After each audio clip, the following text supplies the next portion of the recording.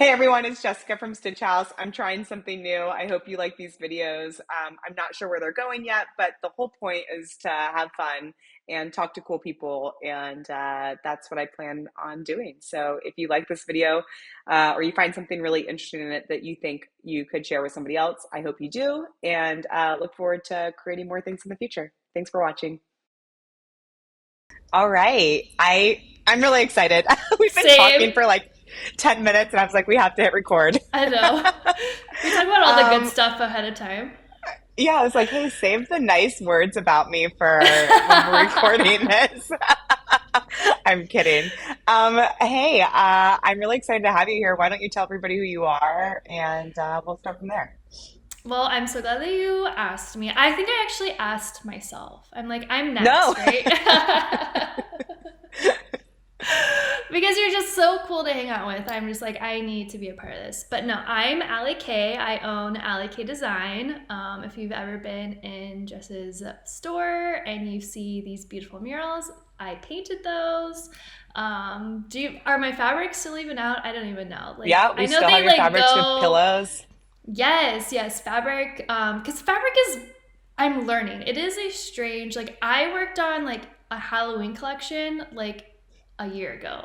That's like hasn't even come, like, it's like insane of like just the amount of prep that you have to do. And I'm like, oh, I forgot I designed that because it comes out like, Production and yes, pre-sale and all of that. It's yes. very And wild. then it's only sold for a certain amount of time. And then once it's done, it's done. And I'm like, oh, dang it, I missed it. So it's like, So you it's can now see crazy. how people become hoarders of fabric, right? Because they're Yes, like, if I don't I buy it know. now.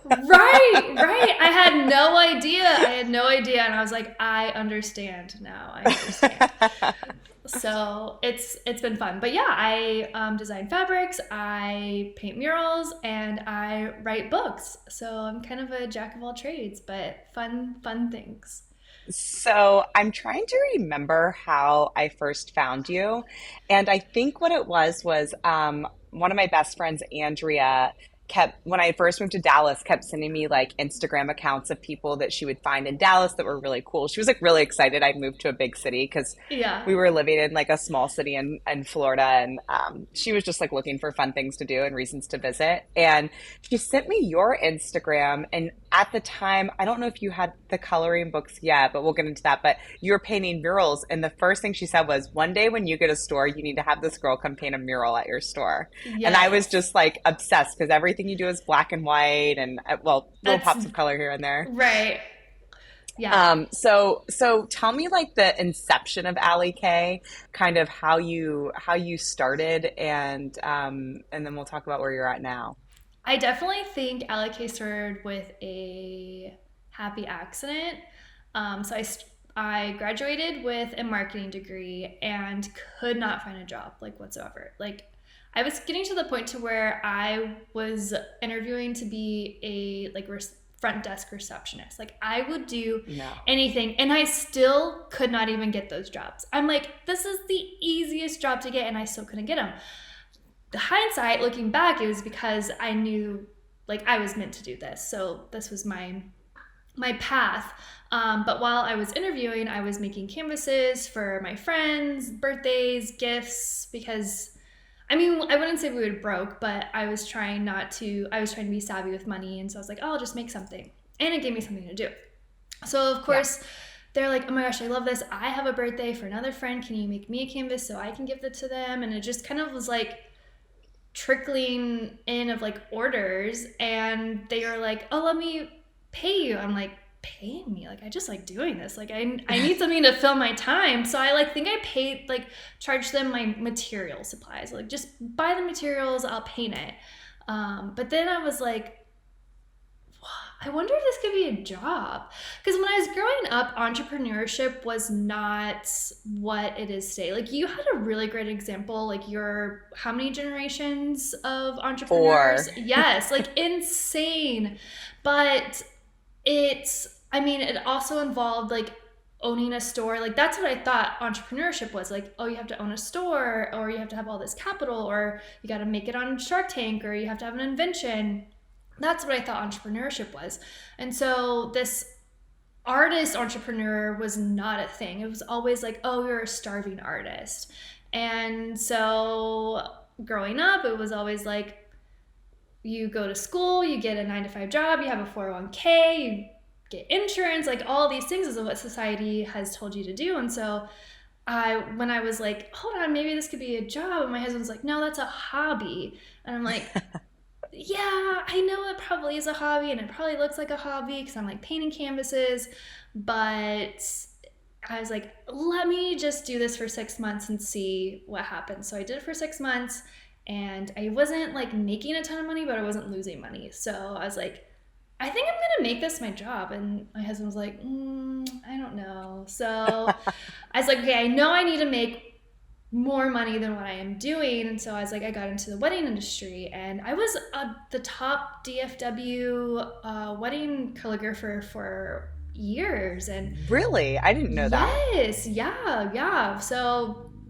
I enjoyed it, but I also didn't enjoy it. It My was very monotonous, it it seems like for you. was. It was. And just like handwriting, like just killed my shoulder. And I was like, can't do this. And then I did get my own studio and I was teaching classes of calligraphy. And so I did those Okay. throughout my studio. And I painted my first mural in my studio and posted on Instagram. And a realtor was like, oh, you do murals? I'm like, yeah, I do murals. My first mural I painted literally with a Sharpie. Like I had You no said, idea what yeah, I I was do doing. murals. Yeah, I do murals, like totally. I'm definitely like I hate the phrase like fake it till you make it. Okay. I don't like it. Like we're not fake artists or we're not fake sewers or anyone who thinks that they need to be fake.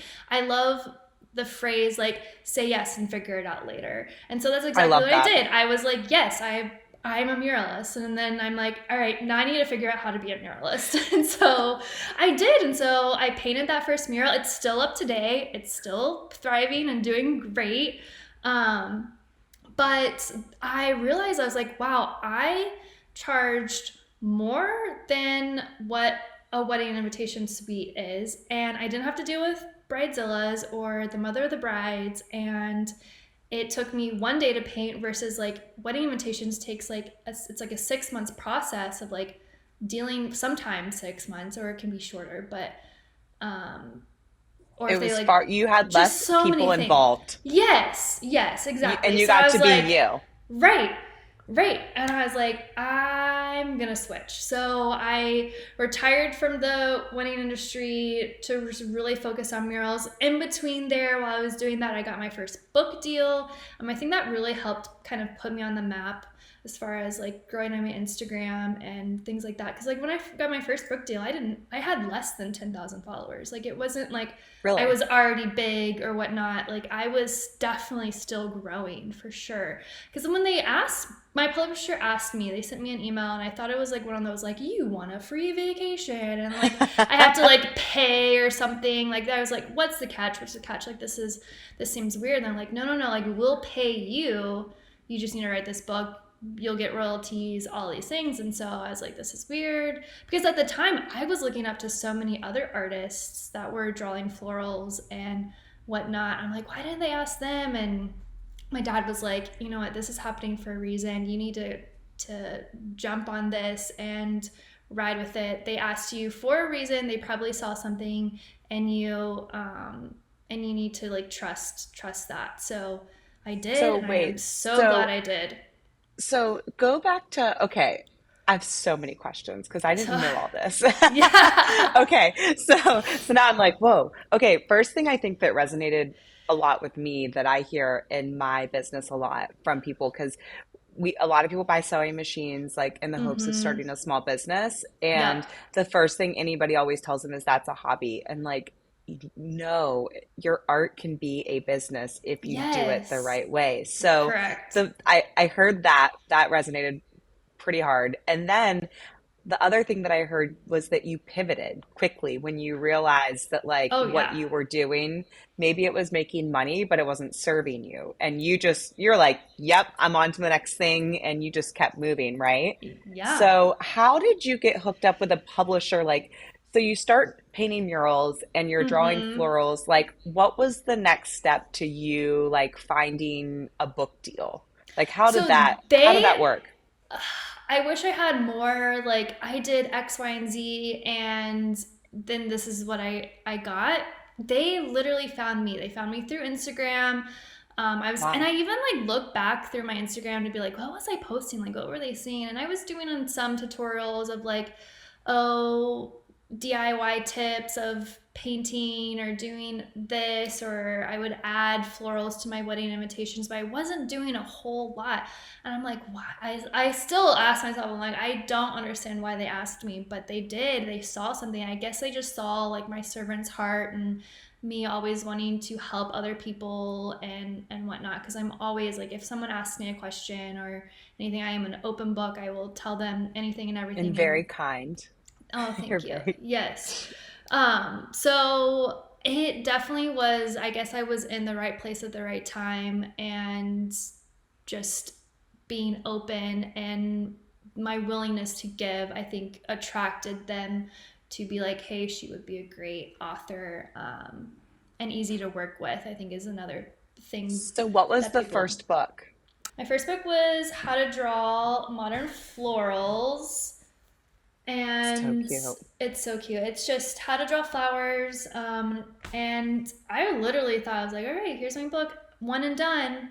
And then they're like, wow, this did really well. Let's do another one. So I'm like, all right. So I did my second book, and I truly thought that this was going to be my last book. So, like, you could tell, like, my first book compared to, like, my second book, like, it's double. I was like, You're like, okay, I'm this is giving it all. giving it all. Like, this is it. This is gonna be my last one. And and that did really well. But then Hobby Lobby asked my publishers, like, hey, we want to do coloring books and we want to do it with, I think they picked like two or three authors out of my publishing house author list. And so, because coloring books, because I asked them, I'm like, oh, maybe a coloring book. And they're like, no, no, coloring books are dead.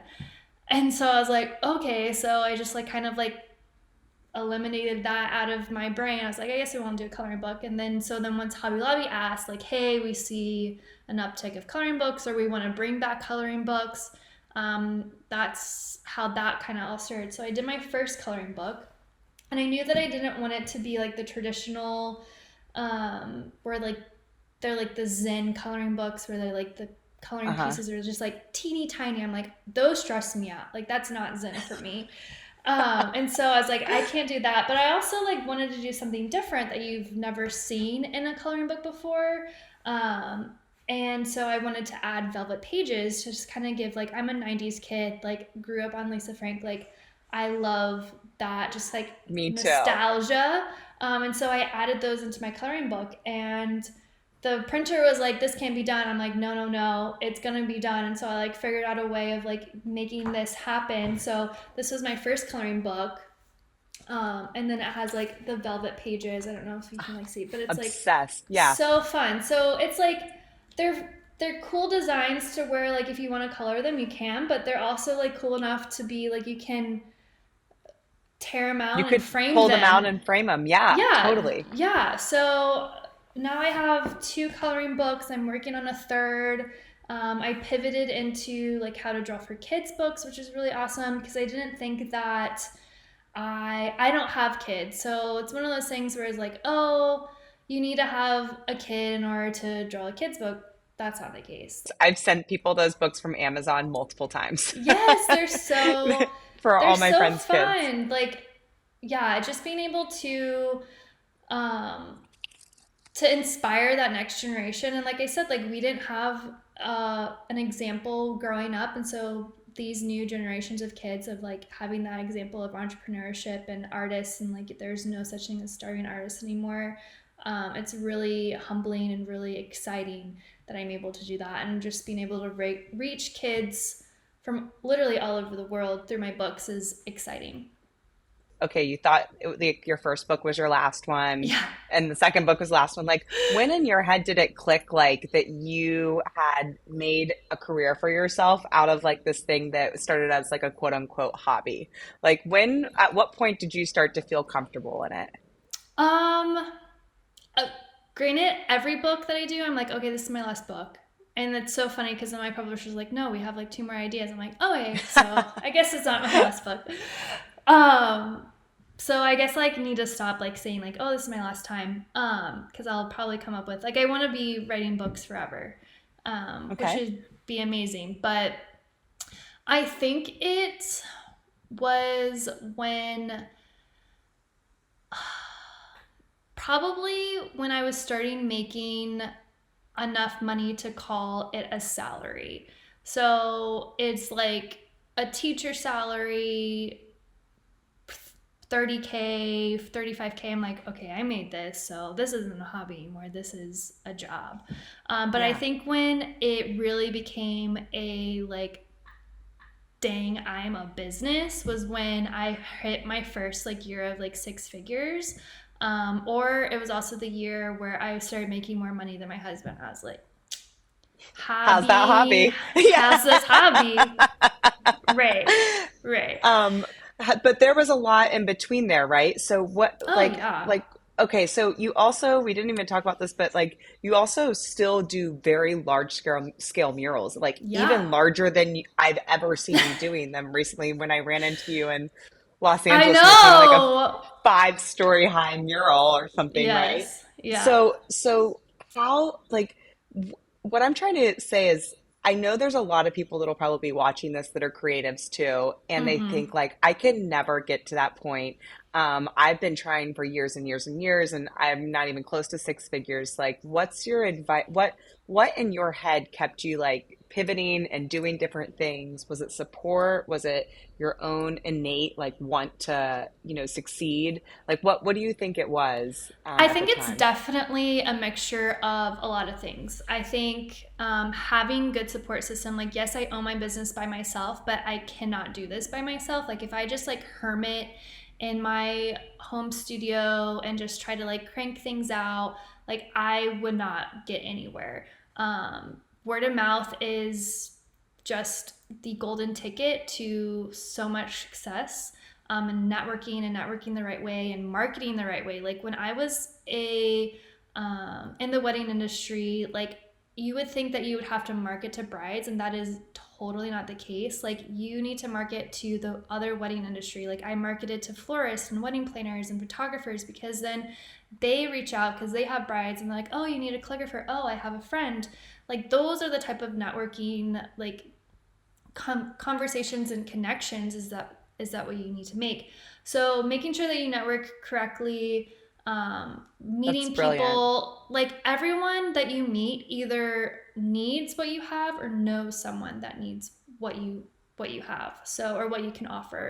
So just being open and being able to like realize like the opportunities and whatnot. But yeah, I have an ongoing breakfast with my dad that I've had since I was 13, and they're kind of mentor sessions of just like what's the highs and the lows of the week and what did we learn. And he's such an inspiration, and he like literally like knows anyone and everyone, and so there's so many connections there.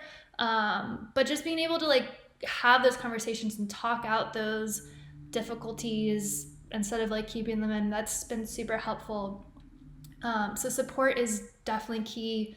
Networking is definitely key because like I think a lot of people put a lot of pressure on social media, and social media is super helpful, and it's like how like it's how you found me, and it's how have found so many other businesses to become friends with. And like our mutual friend Alyssa, like she's our photographer, and like I found her Yeah. through social media. And so it's like all these things, and it was again like trying to like create these spiderweb effects. Like social media is great, but the real magic happens when you can get off of social media and have those connections. So trying to, I guess really just trying to network the right way is super helpful, in that I pivot. agree with you. And being open, like I said, like you would probably have thought that I was gonna be stuck in the wedding industry because I'm like, oh, I've already made my name. Like I was one of the top. Like if you wanted a calligrapher, I'm top five to choose from. And to You were pivot doing and walk great. away, yeah. And to pivot and walk away, I was like, I can't. It wasn't. It just wasn't for me, and I Did you felt that agonize over stroke. that decision? Did you No, I think like that did was probably one of the easiest decisions I've ever made in my business. what was your investment at that point? Like, did you have a space where you were doing it? Did you have anybody else there with you? Yeah, it was still just me. I would hire an intern or a part-time assistant to help kind of like stuff envelopes, things like that. So there still really wasn't a ton of overhead, and I think that's a lot of businesses or people that think that they need to run a business, that they're like, oh, I need so much capital or I need so much overhead. That's not the case. Like I have an online shop and I drop ship 90% of that. Like there's no overhead for me. Like someone buys the object, then I'm charged, it's made and then shipped, and I don't even touch it. Like it is so brilliant. Like that's mailbox money. Like, and I think that's also another big pivot of when I started seeing six figures is when I started to have multiple streams of income and being Yeah. able to not just put myself in one basket. Like I was able to do logo designs and art licensing and mentor sessions and my books and my murals and my online shop and having multiple streams. That's when the six figures came. When I was only just painting canvases or when I was only just doing wedding calligraphy, I was stuck in the lesser of six figures. But then expanding and broadening out, it helped. Just, it grew crazy. What's been the most surprising like area of growth for you? Like what's something that you do right now that you're like, what the heck? I never thought I'd be doing that. Literally like painting a mural 5 stories high. Like what?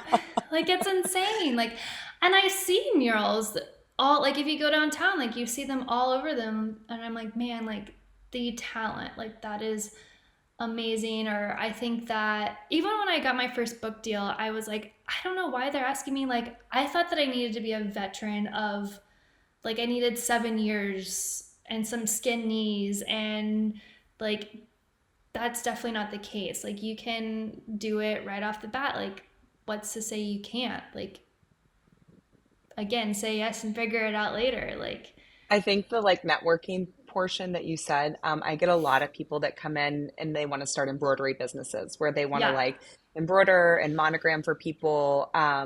And my biggest piece of advice, I'm like, yeah, Instagram is great. And Instagram is good for me and Facebook and all those social tools as well. But my biggest like way of getting new clients is word of mouth, like you said. Like it has Yeah. nothing to do with like, yes, people may see me online, but it's more so like people have a good experience, they tell someone else.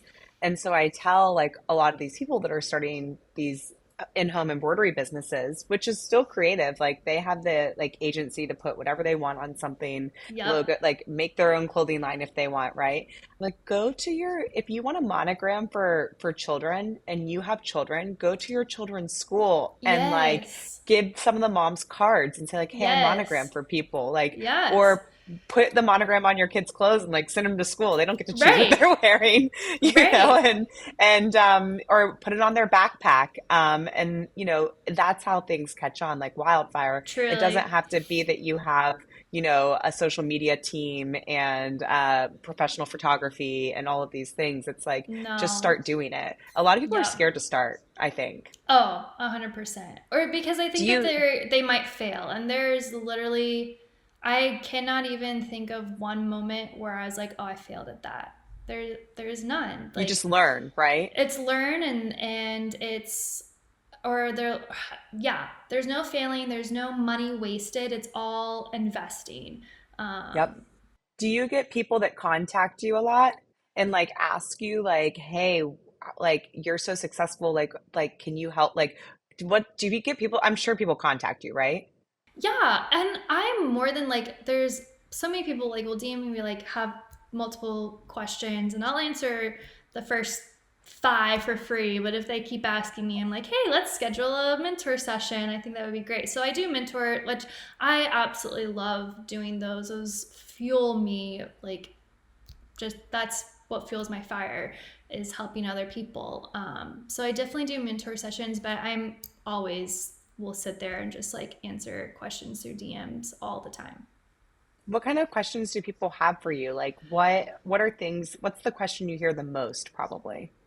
It could be anything from like, what's your favorite mural supplies to how do you get Okay. clients to insurance, like just it's like so random, and it's like you just kind of have to put yourself out there. Like I've never once paid for a single ad, like Really? or really, or have had to do any like sales emails or anything. Like everything on my website as far as like online shop, like that I produce, but everything else like books and murals and logo design and everything, that's inquiries from people emailing me, which I'm super grateful, super lucky.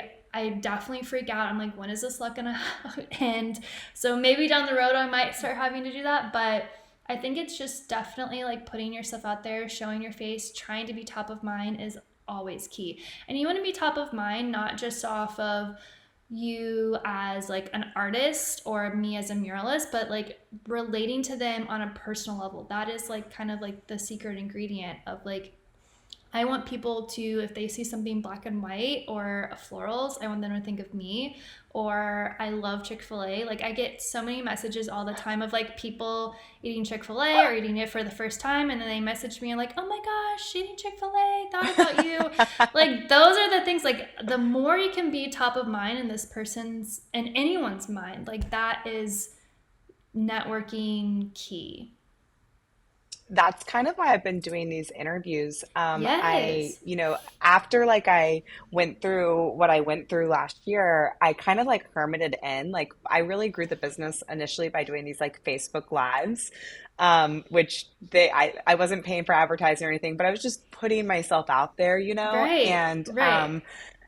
I was like, how can I put myself out there more and, be more present in people's homes? While obviously, like, one thing I was realizing is my customers would come in and they would be like, oh, I missed you. I didn't see you last time I was here or whatever. And I realized like everybody just kind of wanted to talk to me. And I'm like, how can I talk to more people while Right. talking to less people? Right. So Right. I Right. started to, I started doing these interviews, and the emails that I get from them are like so cool because people will say like, I loved that interview with Alli. Like I loved the advice she gave, or that was so fun. I loved listening to it. And I'm like, oh, so people do feel like they're having a conversation with me, but Yes. I'm just not there.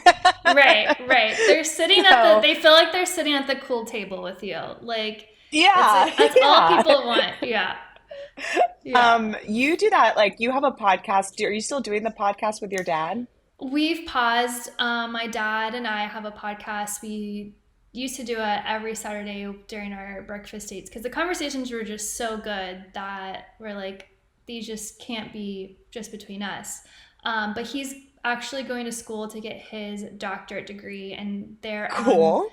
He does a ton of schoolwork on Saturdays, so we still do our breakfast, but that time that he would use to produce the podcast, he now uses it for school. So this time next year, he'll graduate, and then we'll probably start picking up the podcast What's he once getting he's his done. doctorate in?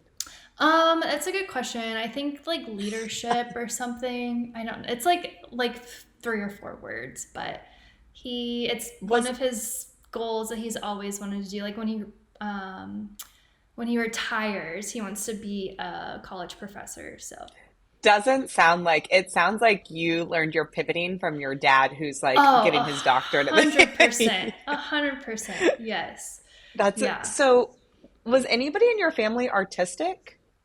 Um, my mom is one of those like true jack of all trades. Like she can fix anything, craft anything.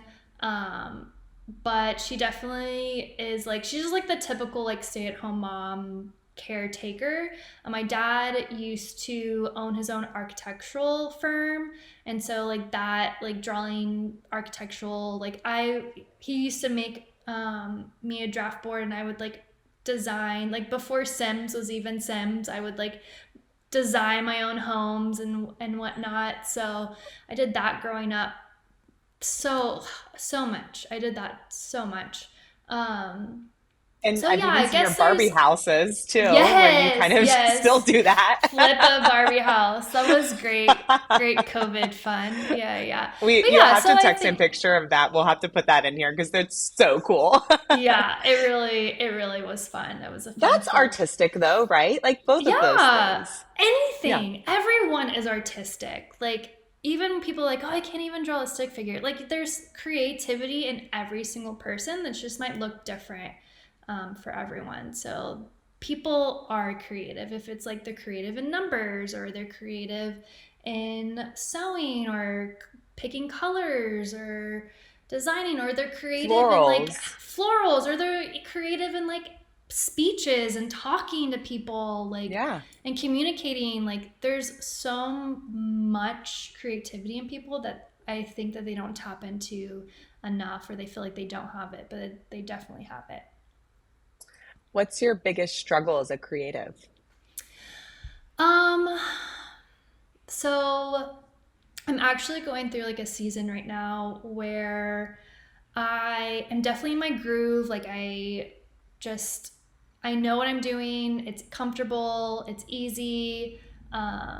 But there's just kind of like a pull of like I need to pivot a little bit. I will always do murals and books. That's what pays my bills. But I know that I can't be doing murals when I'm 60 years old. Like there's just no way. So it's like, what do I feel like I'm trying to like prep myself for a future um, of retirement, because I don't think that there is like so like there's no such thing as like retirement. Like when you stop Yeah, doing something, or when you stop learning, that's when you stop growing and die totally. essentially.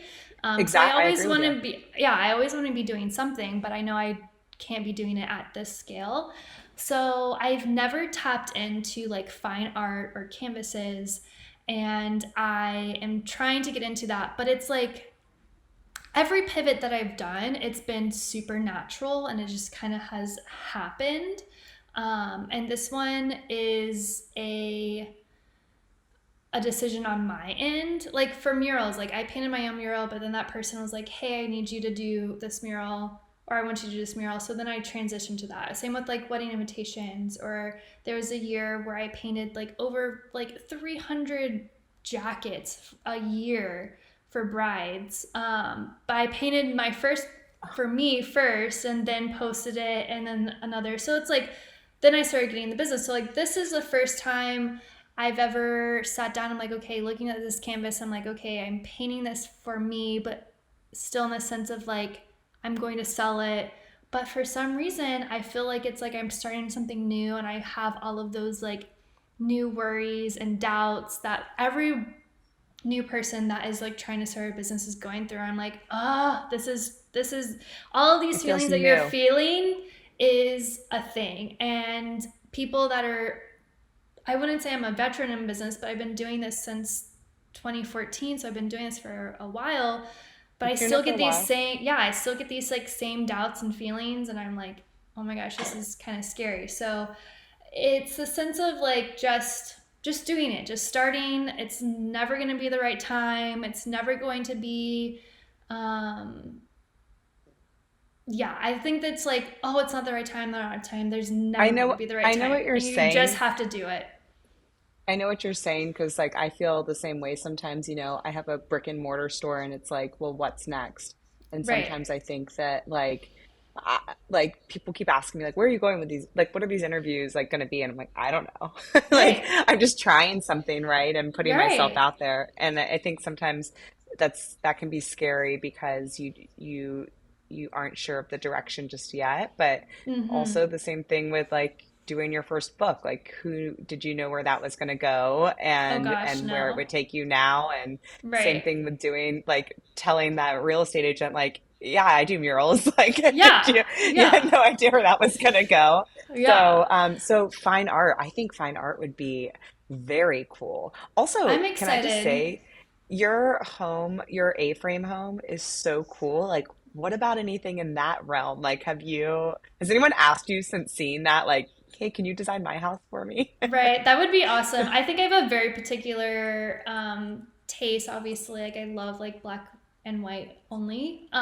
So people would really have to like black and white for me to like design it. But that's like uh, art is definitely not my hobby. It is definitely a business, and that's another thing that like when I do mentor sessions and like, oh, I have this hobby and I want to turn it into business, I'm like, okay, just know that like once you do that, you probably will never have the sense of a hobby once you turn it into a business. Like the minute I start creating anything, I'm like, okay, can I post this on Instagram? Can I sell this? Should I monetize this? Let me take a video for social media. Like it just instantly It kind of becomes, takes, it's it a does. job. And it's a job. And that's fine. I love the business side of my business. Like it is, I feel like I'm good at it. And I love, like, it kind of You gives my are. creative brain a break to do the business side. But like, that is the only downfall is like the minute I start creating, it becomes business. So it's like, for me, my hobby is like decorating my home or decorating for the holidays. Like that's my hobby. So that's probably if I turn that into business, then it just becomes a business stuff. So Who who are some artists that you like aspire to be, or who are some artists you really look up to that inspire you? I always get this question, and Really? honestly, it's my least favorite question. Not to like, not because you asked it, but it's like I'm inspiring to be me. Like I love that answer so much more. yeah, like I try really hard not to, because mentally, like it's hard if you try to compare yourself. Like when I started in the calligraphy business, I was looking up to these other calligraphers and I would like look at their page every single day, and my calligraphy style started to look very similar to theirs, and I was just like, I need to stop. I need to stop comparing. I need to stop looking at there. So I unfollowed all of those people. And once I did, my style started to come out. And what I loved and really focusing on creating for myself first has led to so many doors open. So if I just focus Mhm. on me and inspiring to be the best version of me, like that's my goal. I asked Kay Fassett. He's a very big, he's a painter. If you may Yeah. know him from the fabric world, he's got a huge name in fabric. He came and did a talk at my store, and I asked him that question. He said, "I'm inspired by beauty," and like Yes. he's like, "I'm inspired by flowers and like the color of the sky that day and Yeah. things like that." Yeah. He's like, "I'm not inspired by other people, and there's no place that inspires me the most." He's like, "I try to look for something pretty that happens every single day." And I thought that was Right. like so amazing. Yeah, And like you would expect him to say something like, "Oh, Matisse," or like, no. no. I think that's key. I think when we start to compare, try to inspire to be someone else, then that takes away from being the best version of you. So, and that's true. Like when I try to look for inspiration for mural gigs and whatever, I never look at anyone else's account. Like it is photography, photos that I've taken, going out on a walk, like things like that to help bring inspiration. So, yeah. Well, I always say, because people always try to tell me like what my competitors are doing or whatever, I always say comparison's the thief of joy. Like I Yes. I'm Yeah. I'm gonna do what I'm gonna do because it makes me Right. feel good, and I think that projects to like what I'm doing so that people feel that. But when you start looking at like what all of your competitors are doing, and it starts to almost get in your head a little bit, and it's very unhealthy, I think. I think It that like truly it's better is. just do your own thing and feel passionate about it, Yeah. and don't sit and worry about what everybody else is doing. Yeah, that's a love-hate relationship with social media. Like I love that I'm able Yeah. to connect with those people, but I hate the access of comparison that it brings, of Hmm. like seeing all those what everyone else is doing and comparing and all that stuff. Like it's hard. It's hard to look at, and I try to limit myself. Go look at my friends, and that's pretty much Yeah. it. When I get on social media, I post, look at my friends, reply to comments, and then I'm out. So the people that are just always Debbie Downers, or they're always sad and lonely, I'm like, you're looking too much at other people. Like, you need to stop. So Way too much. way too Yeah, I much. hate Yeah. social media for that. Okay, Mm-hmm. so last thing. What's your biggest piece of advice for someone that is told that their hobby is not a business? Uh, And what's like the number one thing you think people should know regarding that? Use it as fire. Like my husband did that, and I am just like, I'm gonna prove you wrong, and I sure did. Because now he works for me, which is like That's such a I was gonna full let you circle say that. moment. Yeah, yeah. So full circle moment. I am thinking of like anything that you would do, or like if I told my younger self that this is what was happening. And because I've known my husband since I was 14, like that's when we started dating. So like little 14-year-old of like, oh Allie, like yeah, Landon's gonna work for you, I would be like, yeah right, yeah right. um so that is amazing. But yeah, there It is amazing. That is amazing. Don't gloss over that. That is so no, cool, Allie. Like you literally have built something so incredible that even, and I know Landon didn't doubt you, but he was trying to be realistic in a moment where you guys had truly probably just gotten married. He's just gotten like, married. I we gotta had pay bills. yes, yes.